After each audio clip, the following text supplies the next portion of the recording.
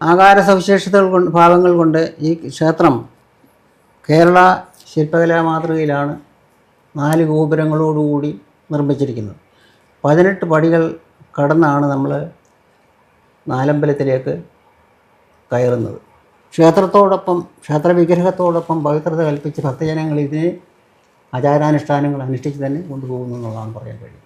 പമ്പയുടെ തീരത്ത് സ്ഥിതി ചെയ്യുന്ന ഈ മഹാക്ഷേത്രം പമ്പാനദിയുമായിട്ട് അഭേദ്യമായിട്ടുള്ള ബന്ധമാണതിന് ഉള്ളത്. ഈ പമ്പാനദിയെ പറ്റി ഇതിഹാസ പുരാണങ്ങളിൽ സൂചനയുണ്ട്. രാമായണം കിഷ്കിന്ധാകാന്ഡം അതിൽ പമ്പാനദിയെ മന്ദാകിനി എന്നാണ് പറയുന്നത്. സർ, നമ്മുടെ പാർത്ഥസാരഥി ക്ഷേത്രം, ആ ക്ഷേത്രത്തിൻ്റെ ആർക്കിടെക്ചറൽ സ്ട്രക്ചർ കേരളത്തിൻ്റെ ക്ഷേത്രത്തിനൊരു കണക്കുണ്ടല്ലോ. നമ്മുടെ കേരളത്തിലെ ക്ഷേത്രങ്ങൾക്ക് ഒരു വ്യത്യസ്തതയുണ്ട് മറ്റ് സ്റ്റേറ്റുകൾ നോക്കുമ്പോൾ. അപ്പം അതും ഇവിടുത്തെ ആചാരങ്ങളും തമ്മിൽ വ്യത്യാസമുണ്ടോ? ബാക്കി കൃഷ്ണക്ഷേത്രങ്ങളിലോ അല്ലെങ്കിൽ ബാക്കി ക്ഷേത്രങ്ങളിലുള്ള ആചാരങ്ങളും ആർക്കിടെക്ചറും ഈ ആറന്മുള ക്ഷേത്രത്തിൽ വ്യത്യസ്തതയുണ്ടോ?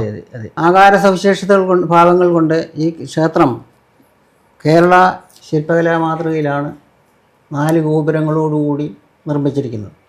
18 പടികൾ കടന്നാണ് നമ്മൾ നാലമ്പലത്തിലേക്ക് കയറുന്നത്.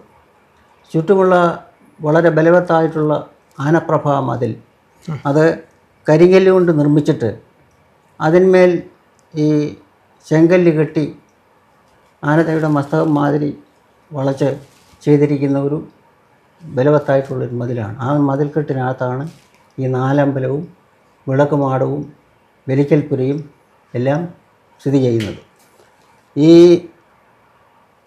നാലമ്പലത്തിലെ ബലിക്കൽപ്പുരയും മണ്ഡപവും വളരെ ശില്പകലാ വൈവിധ്യം പ്രകടിപ്പിക്കുന്ന രീതിയിലുള്ള ശില്പങ്ങളൊക്കെയാണ് അവിടെ നമുക്ക് കാണാൻ കഴിയുന്നത്. ഓക്കെ. നാലമ്പലത്തേക്കാൾ കുറച്ച് താണാണ് ഈ ബലിക്കൽ വിളക്കുമാടം സ്ഥിതി ചെയ്യുന്നത്. പിന്നെ ഉപദേവതകൾ, പ്രധാന ഡിയറ്റി പാർത്ഥസാരഥി മഹാവിഷ്ണു ആണെങ്കിൽ തന്നെ ഉപദേവതകളായിട്ട് ബലരാമൻ്റെ പ്രതിഷ്ഠയുണ്ട്. അത് ക്ഷേത്രത്തിന് വടക്കു ഭാഗത്തായിട്ട് ഒരു താണ സ്ഥലത്താണ് സ്ഥിതി ചെയ്യുന്നത് ബലരാമൻ. അപ്പോൾ അതുകൂടാതെ ശാസ്താവ്, യക്ഷി, ഭഗവതി, വടക്ക് കിഴക്കായിട്ട് ഈ ഊട്ടുപുരയോട് ചേർന്ന് തന്നെ അടുത്ത സമീപത്ത് തന്നെ ഉള്ളതായ നാഗദേവതകളുടെ പ്രതിഷ്ഠകൾ, ഇങ്ങനെ ഉപദേവതകളാലും കലാശില്പ മാതൃകയിൽ ദാരുശില്പങ്ങൾ, ഈ മണ്ഡപത്തിലെ ദാരുശില്പങ്ങൾ, ഇതൊക്കെ പ്രസിദ്ധമായിട്ടുള്ള ഒന്നാണ്.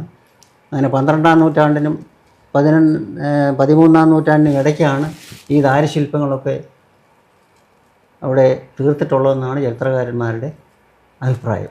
ക്ഷേത്രത്തിൻ്റെ, അതായത് നാലമ്പലത്തിൻ്റെയും പിന്നെ ആനക്കുട്ടിലിൻ്റെയും എല്ലാം തന്നെ മേൽക്കൂര ചെമ്പ് പൊതിഞ്ഞിരിക്കുകയാണ്.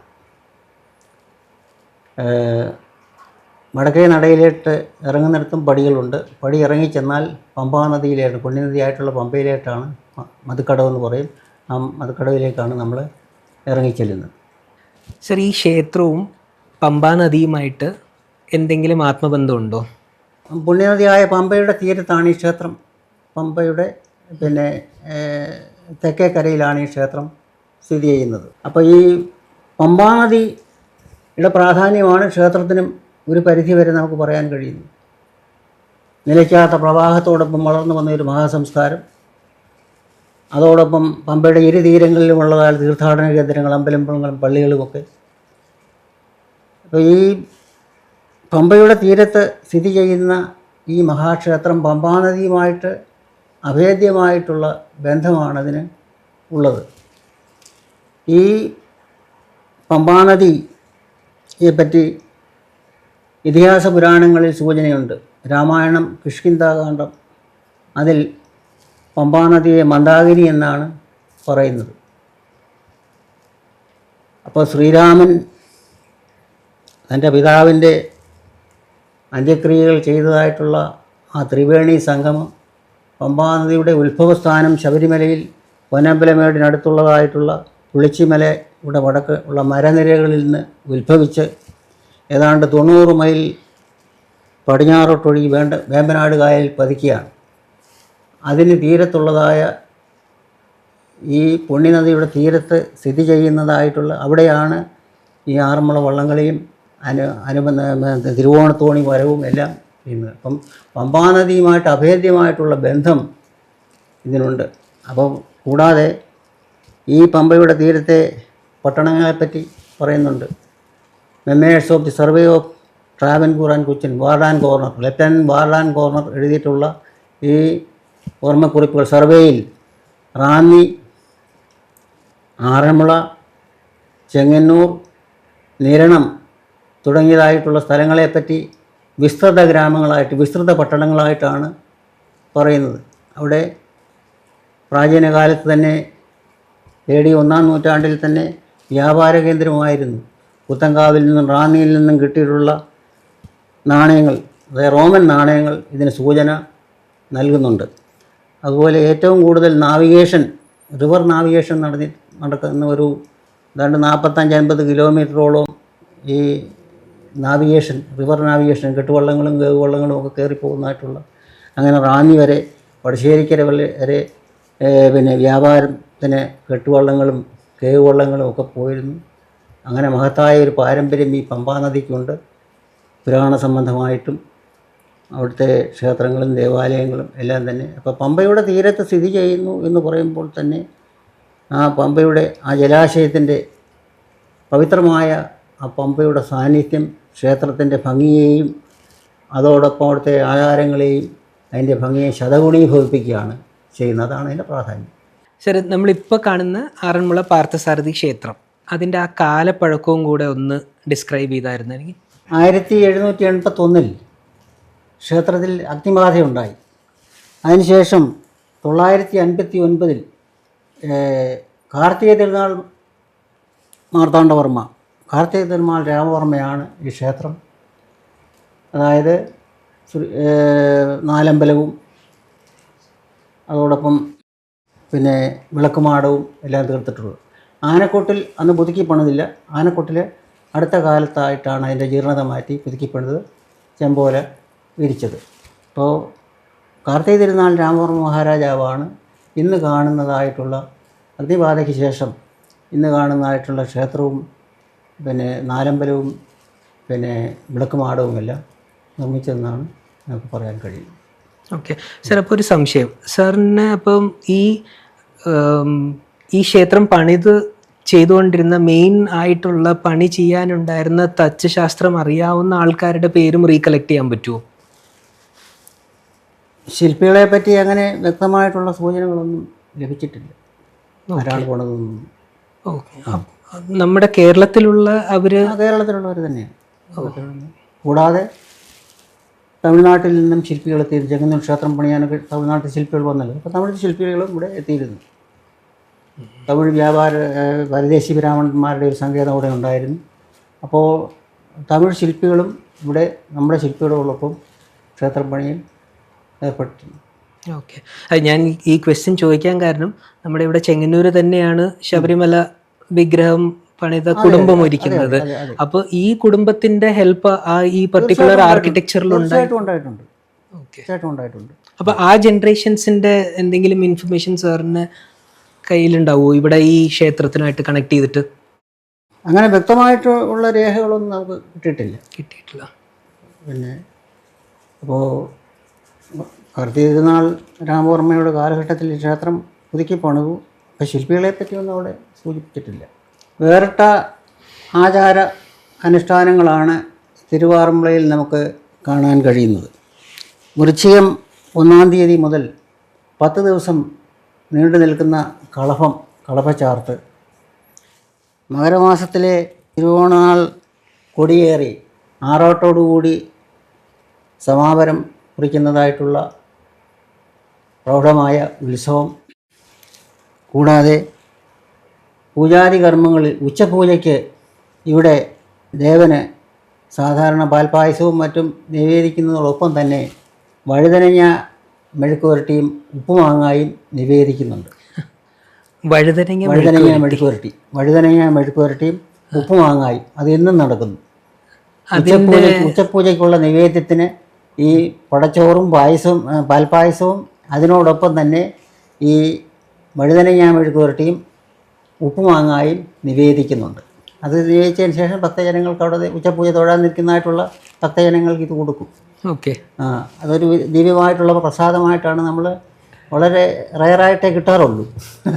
എനിക്കൊരു പ്രാവശ്യം കിട്ടി. അരിപ്പാട്ടുകാരനായ ഒരു ഗോപാലകൃഷ്ണയുടെ അഡ്മിനിസ്ട്രേറ്റീവ് ഓഫീസറായിരുന്നപ്പോൾ അദ്ദേഹത്തിൻ്റെ സ്വാധീനത്തിൽ കുറച്ച് പ്രസാദം എനിക്ക് കൊണ്ടു തന്നു. അത് ദിവ്യമായിട്ടുള്ള ഒരു പ്രസാദമായിട്ടാണ് ഈ വഴുതനങ്ങ മെഴുക്ക് പുരട്ടി. നിത്യേന അതിനുള്ള വഴുതനങ്ങ വഴിപാടായിട്ട് അവിടെ വരികയാണ്. വഴുതനങ്ങ കൃഷിയൊക്കെ ഉള്ളവർ കാർഷിക മേഖലയാണല്ലോ. അപ്പോൾ ആ വഴുതനങ്ങ മെഴുക്ക് പുരട്ടിക്കുള്ള വഴുതനങ്ങയൊക്കെ രാവിലെ തന്നെ അവിടെ എത്തിയിരിക്കും. കാശ് കൊടുത്തൊന്നും മേടിക്കേണ്ടതായിട്ടുള്ള ആവശ്യങ്ങൾ, മാർക്കറ്റിൽ പോകേണ്ട കാര്യങ്ങളൊന്നും തന്നെ ഇല്ല. നിവേദ്യമായിട്ട് അവിടെ വഴക്കൊല വരുന്നത് പോലെ തന്നെ ഈ വഴുതനങ്ങയായി വന്നുകൊണ്ടിരിക്കും. സാർ, അപ്പോൾ ഈ വഴുതനങ്ങ മെഴുക്ക് വരട്ടി എന്ന് പറയുമ്പോൾ അതിൻ്റെ പുറകിൽ എന്തെങ്കിലും, ആ വഴുതനങ്ങ മെഴുക്ക് വരട്ടി എന്നുള്ളതിന് എന്തെങ്കിലും ഒരു അതിന് പിന്നെ ഈ അന്നദാനപ്രഭു അല്ലേ? ഓക്കെ. അന്നദാനപ്രഭു ആകുമ്പോൾ ആ ഭക്ഷണത്തിന് ഒരു രുചിക്കൂട്ടെന്നുള്ള ഇതാണ് പറയാൻ കഴിയുന്നത്. അല്ലാതെ അതിന് വേറെ ഐതിഹ്യങ്ങളൊന്നും പറയാനില്ല. അത് ഭഗവാന് എന്ത് കൊടുത്താൽ തൃപ്തിയാകും. ഭഗവാനെ നിവേദിക്കുന്ന പാൽപ്പായസത്തിനോടൊപ്പം തന്നെ ഉണക്കച്ചോറും ഉണ്ടല്ലോ. ആ ഉണക്കച്ചോറ് സ്വാദിഷ്ടമായി കഴിക്കുന്നതിന് വേണ്ടിയിട്ടാണ് ഈ വഴുതനങ്ങ മെഴുക്ക് പുരട്ടിയും അതുപോലെ ഉപ്പുമാങ്ങായും അവിടെ നിവേദിക്കുന്നത്. അങ്ങനെ പറയാൻ കഴിയും. സാർ, ഈ ആറന്മുള വള്ളംകളി അതിൻ്റെ ഉത്ഭവം എവിടെയാണ് എന്നുള്ളൊരു ഐഡിയ ഉണ്ടെങ്കിൽ അതൊന്ന് ഡിസ്ക്രൈബ് ചെയ്യുക. പിന്നെ അതിൻ്റെ കൂടെ തന്നെ ഈ വള്ളംകളിയും ക്ഷേത്രവുമായിട്ട് എന്തെങ്കിലും സ്പിരിച്വൽ കണക്ഷൻ ഉണ്ടോ? ഇവിടെയാണല്ലോ ഈ ആറന്മുള വള്ളംകളി എന്ന് പറയുന്ന ഒരു, അത് ഈ ക്ഷേത്രത്തിനോട് ചേർന്നിട്ടാണ് എല്ലാം നടത്തുന്നത്. അതും ക്ഷേത്രവുമായിട്ട് വല്ല സ്പിരിച്വൽ കണക്ഷൻ ഉണ്ടോ? അതിനെ പറ്റിയിട്ടൊരു ചരിത്രപ്രസിദ്ധമായിട്ടുള്ള ആറന്മുള ഉത്രട്ടാതി ജലോത്സവം, ഇതിൻ്റെ ഉത്ഭവത്തെപ്പറ്റി വ്യക്തമായ ചരിത്രരേഖകൾ ലഭ്യമല്ല. പ്രതിഷ്ഠാദിന സ്മാരകമായി നടത്തിപ്പോരുന്ന ഉത്രട്ടാതി നാളിൽ നടത്തിപ്പോരുന്ന ഈ ജലോത്സവം കാലത്തിൻ്റെ വെല്ലുവിളികളെയെല്ലാം അതിജീവിച്ച് ഇന്നും അതീവ ഗംഭീരമായി, പ്രൗഢമായി, വർണ്ണാഭമായി നിലകൊള്ളുന്നു എന്നുള്ളതാണ് നമുക്കിന്ന് കാണാൻ കഴിയുന്നത്. ഈ ചില അനുമാനങ്ങളിൽ നിന്നും പ്രതിഷ്ഠാദിനത്തിൽ സമീപ കരകളിലുള്ളവർ ചെറുവള്ളങ്ങളിൽ ജലഘോഷയാത്ര നടത്തിയിരുന്നു. ആ ജലഘോഷയാത്രയെ അനുസ്മരിക്കുന്ന അതിൻ്റെ വാർഷികമായിട്ട് പ്രതിഷ്ഠാദിന വാർഷികമായിട്ടാണ് ഈ വള്ളംകളി അവിടെ നടത്തുന്നത്. ഇതിൽ ചുണ്ടൻ വള്ളങ്ങൾ പങ്കെടുക്കാൻ തുടങ്ങിയത് പിന്നീടാണ്. അതായത് ചുണ്ടൻ വള്ളങ്ങൾ ആദ്യം ഉണ്ടായത് കുട്ടനാട്ടിലാണ്. ചെമ്പകശ്ശേരി രാജാവിൻ്റെ ഭരണകാലത്ത് ആണ്. അതായത് പുരാടൻ തിരുനാൾ മഹാരാജാവ് ചെമ്പകശ്ശേരി രാജാവ് ഏതാണ്ട് 1300 AD ഭരിക്കുന്ന കാലഘട്ടത്തിൽ കായംകുളം രാജാവുമായിട്ട് അനേക യുദ്ധങ്ങൾ ചെയ്യേണ്ടി വന്നിട്ടുണ്ട്. ഈ യുദ്ധത്തിന് വെള്ളക്കെട്ടുള്ള പ്രദേശങ്ങളിൽ കായലും അതുപോലെ പുഞ്ചയുമെല്ലാം ഉള്ളതായ യുദ്ധം ചെയ്യുന്നതിന് ജലവാഹനങ്ങൾ ഉണ്ടാക്കാൻ ആശാരിമാരോട്, ശില്പികളോട് നിർദ്ദേശിച്ചു. അതിൻ്റെ മാതൃക കൊണ്ടുവരാൻ. അങ്ങനെ കൊടുപ്പന്ന നാരായണനാശാരിയാണ് ആദ്യമായി തെങ്ങൻ കൊമ്പൻ മാതൃകയിൽ ഒരു വള്ളം പണിത് രാജാവിന് പുരാടൻ തിരുനാളിന് സമർപ്പിച്ചത്. ഉയർന്ന അമരവും അണിയവും ഉള്ളതായിട്ടുള്ള ഒരു വള്ളം. അതിൽ 4 അമരക്കാർ, തുഴക്കാർ, വെടിത്തടി, ഈ വെടിക്കോപ്പുകളൊക്കെ വെക്കുന്നതായിട്ടുള്ള സ്ഥലങ്ങൾ, പിന്നെ ഇതെല്ലാം ആയി രാജാവ് പല മാതൃകകൾ കാണിച്ചെങ്കിലും ഈ കൊടുപ്പന്ന ശില്പി കൊണ്ടുവന്ന ഈ മാതൃകയാണ് രാജാവ് സ്വീകരിച്ചത്. ഈ കൊടുപ്പന്ന ആശാരി സമർപ്പിച്ചതായിട്ടുള്ള ഈ വള്ളത്തിൻ്റെ പിന്നെ നേവൽ ബോട്ട്, അതായത് ചെമ്പക എന്നാണ് അതിന് പറഞ്ഞിരുന്നത്. അത് രൂപാന്തരപ്പെട്ട് വളരെ മനോഹരമായ ശില്പഭംഗിയോടുകൂടി ഇത് പിന്നീട് പണിത് തീർക്കുകയാണ് ചെയ്തത്. അങ്ങനെയാണ് ഇതിൻ്റെ ആരംഭം. ചുണ്ടൻ വള്ളങ്ങളുടെ ഉത്ഭവം നമുക്ക് പറയുകയാണെങ്കിൽ കുട്ടനാട്ടിൽ തന്നെയാണ്, ചെമ്പകശ്ശേരി രാജാവിൻ്റെ ഭരണകാലത്താണുള്ളത്. ആറന്മുളയിൽ ഇത് വരാൻ കാരണം കാട്ടൂർ മങ്ങാട്ടുമഠത്തിൽ നിന്നും മങ്ങാട്ടിലെത്തുന്ന തിരുവോണത്തോണിക്ക് ആവശ്യമായിട്ടുള്ള സാധനങ്ങൾ ഉത്തരാടത്തുനാൾ വൈകിട്ട് പുറപ്പെട്ട് തോണിയിൽ എല്ലാ വിഭവങ്ങളും ഉണക്കലരിയും അതുപോലെ പച്ചക്കറികളും എല്ലാം ശേഖരിച്ച് തിരുവോണത്തിനാളിന് വെളുപ്പിനെ ഈ ക്ഷേത്രത്തിലെത്തും. മങ്ങാട്ട് ഭട്ടതിരി എന്ന് പറഞ്ഞാൽ അവിടുത്തെ പ്രബലനായിട്ടുള്ള ധനാഢ്യനായിട്ടുള്ളൊരു നമ്പൂതിരിയായിരുന്നു. അദ്ദേഹം കാല് കഴിച്ചുവിട്ട് ബ്രാഹ്മണർക്ക് നൽകിയിരുന്നു. ഒരു വർഷം ഇങ്ങനെ പിന്നെ ഊണെല്ലാം ഒരുക്കി വെച്ചു, സദ്യയെല്ലാം ഒരുക്കി വെച്ച് ബ്രാഹ്മണരാരും വന്നില്ല. അങ്ങനെ രാജാവ് വിഷമിച്ച് പ്രാർത്ഥിച്ചു, തിരുവാറന്മുളയപ്പനോട് പ്രാർത്ഥിച്ചു കഴിഞ്ഞപ്പോൾ കുറേ കഴിഞ്ഞപ്പോൾ ഒരു ബാലൻ കയറി വന്നു. ഉടനെ തന്നെ എണ്ണയും ഇഞ്ചയും എല്ലാം കൊടുത്ത് കുളിച്ചിട്ട് വരാൻ പറഞ്ഞു. വിഭവസമർത്ഥമായ സത്യ ഭട്ടതിരി ഈ ബാലൻ ഇവിടുത്തെ ആരാന്നൊന്നും അറിയില്ല. കൊടുത്തതിന് ശേഷമാണ് ഭട്ടതിരി ആഹാരം കഴിക്കുന്നത്. ഈ ഊണെല്ലാം കഴിഞ്ഞ് ദക്ഷിണയും കൊടുത്ത ശേഷം ഈ വന്ന ബാലൻ പറഞ്ഞു, ഇനിയും ഞാൻ വരുന്ന വർഷം മുതൽ വരികയില്ല. ഇനി എനിക്കുള്ളതായിട്ടുള്ള വകകളെല്ലാം തന്നെ ഓണസദ്യയ്ക്ക് ആവശ്യമായിട്ടുള്ള സാധനങ്ങളെല്ലാം തന്നെ തിരുവാറന്മുളയിൽ എത്തിച്ചാൽ മതി. അങ്ങനെയാണ് തിരുവോണത്തോണിയുടെ ആരംഭം. തിരുവോണത്തോണി പിന്നെ ഐതിഹ്യമനുസരിച്ച് ഒരു പ്രാവശ്യം അവിടെ നിന്ന് ഒഴുകി വരികയാണ്. അപ്പോൾ അന്നത്തെ പ്രബലന്മാരായിട്ടുള്ള ആൾക്കാരാണ് ഇനി സംരക്ഷണമൊക്കെ നൽകുന്നത്, തോട്ടാവള്ളാശാനും അങ്ങനെയൊക്കെയുള്ള കുടുംബക്കാർ. അപ്പോൾ യോദ്ധാക്കൾ ഒരു പ്രാവശ്യം ഇങ്ങനെ തോണി വന്നപ്പോൾ തോണിയെ ഈ ശത്രുക്കൾ തടഞ്ഞു എന്നാണ് പറയുന്നത്. അപ്പോൾ തോട്ടാവള്ളാശാനും അങ്ങനെയുള്ള അവിടുത്തെ പ്രബലന്മാരായിട്ടുള്ള യോദ്ധാക്കളെല്ലാം വന്ന് തോണിക്ക് സംരക്ഷണം നൽകി. പിറ്റേ വർഷം മുതൽ തോണിക്ക് അകമ്പടി സേവിക്കുന്നതിന് ഈ ചുണ്ടൻ വള്ളങ്ങൾ പങ്കെടുക്കാൻ തുടങ്ങി. അങ്ങനെയാണ് ആറന്മുളയിൽ ചുണ്ടൻ വള്ളങ്ങൾ വരുന്നത്.